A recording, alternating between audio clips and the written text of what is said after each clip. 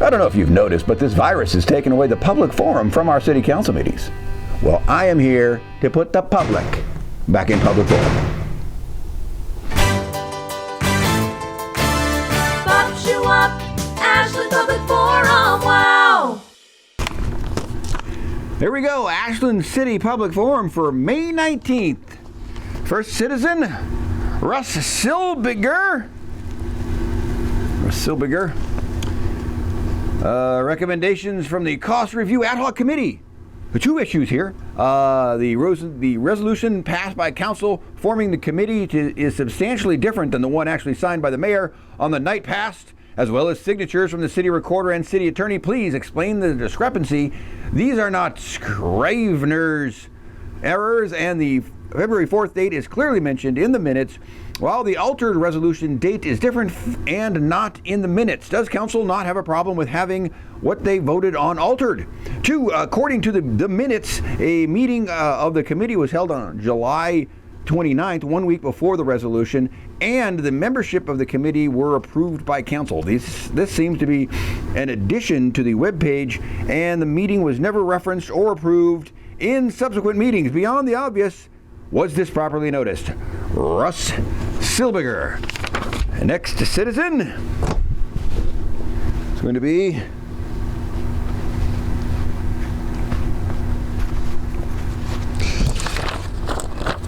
Citizen Russ Silbiger. New and miscellaneous business recommendations from the Cost Review Ad Hoc Committee. Let's cut to the chase here. The cost-cutting committee failed to recommend a single thing to cut, not one penny. Instead, they were led through 6 months of budget committee presentations going over the same issues and questions that have all been discussed before over the years. And the report, let's look at the stuff we actually should be doing regularly and or ones already we have or should have looked at without a result.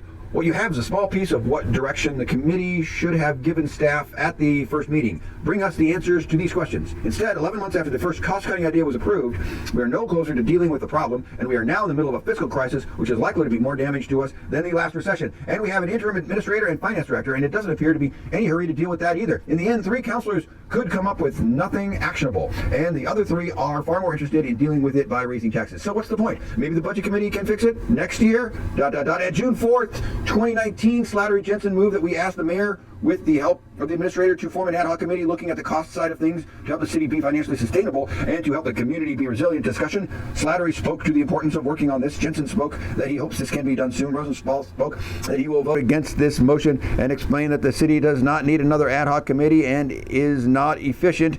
Seffinger agreed with Rosenthal. Graham spoke in support of motion. Roll call vote. Graham, Slattery, Akins, and Jensen yes. Rosenthal, Seffinger no. Motion passed 4-2. Next citizen.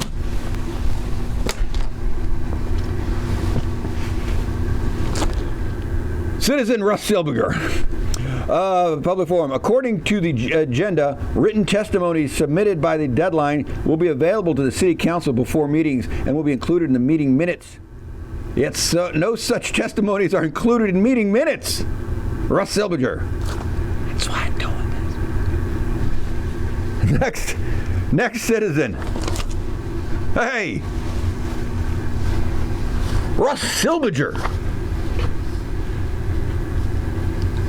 New and miscellaneous business recommendations from the Cost Review Ad Hoc Committee. There are issues with the spreadsheet in your packet. If you notice, in the parks line, general fund revenue is included. If in the rest of it, not so much. That makes it even harder to figure out what's going on. GIGO. Also, it seems there is a little more than hand-waving into the minimal look at value services are presented, though the blind eye to anything not general fund doesn't help. In addition, putting cemetery as a charter requirement isn't accurate. The charter enables us to have a cemetery and enables us to have a cemetery trust fund, which was designed to pay for operations when the city took them over. Perhaps a look at how we are spending $1 million a year on our cemetery department is in order. Russ Silbiger. There you go. Ashland Public Forum, May 19th. There you go. Pops you up, Ashland Public Forum.